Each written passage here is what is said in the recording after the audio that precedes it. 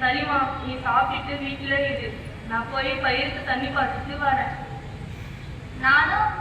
ஆனா நான் என் பேர பேத்திகளுக்கு எது கொடுத்துட்டு போக போறேன்னு தெரியல. சரி தாத்தா, கவலைப்படாதீங்க. எங்க கிளாஸ்ல மண்ணை பத்தியும் இயற்கை எப்படி பாதுகாக்கணும்னு நாங்க படிச்சதுல இருந்து கொஞ்சம் சொல்றோம். இயற்கை வளங்களை பாதுகாப்பு மற்றும் அதன் அத்தியாவசியங்களை குறித்து மக்களுக்கு விழிப்புணர்வை ஏற்படுத்தும் விதமாக ஆண்டுதோறும் ஜூலை 28ஆம் தேதி இயற்கை வள பாதுகாப்பு தினம் முன்னெடுக்கப்படுகிறது. இந்நாளில் இயற்கை வள பாதுகாப்பதன் அவசியத்தை குறித்து ஒரு சில கருத்துக்களை உங்களிடம் பகிர்ந்து கொள்ள வருகிறார்கள் எம் வகுப்பு மாணவர்கள். இந்த கூழ்பந்தானது இங்கு வாழும் மனிதர்களுக்கு மட்டும் சொந்தமானதல்ல, ஜீவராசிகளுக்கும் சொந்தமானது.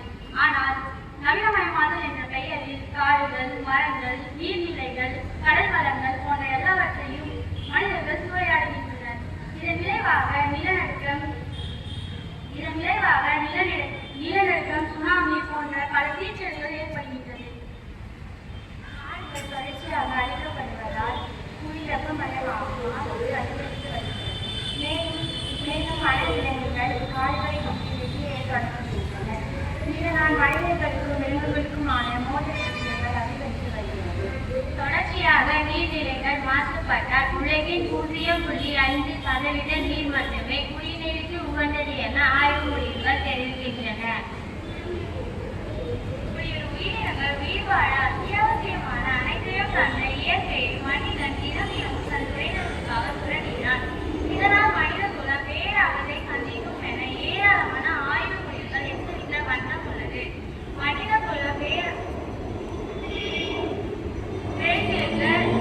உலகிலுள்ள இயற்கை வளங்களை நம் பாதுகாக்க இயற்கை நம்மை பாதுகாக்கும்.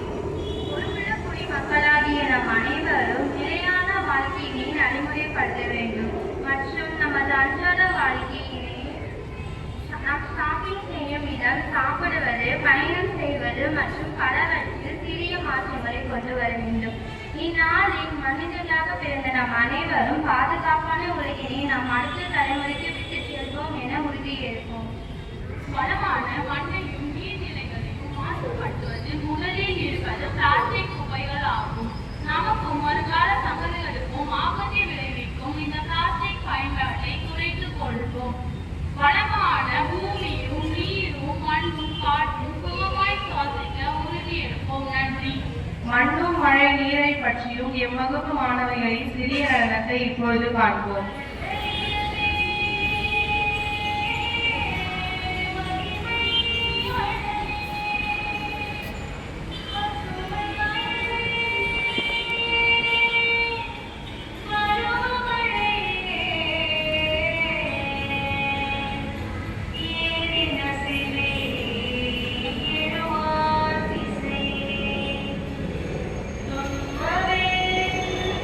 தொழிலே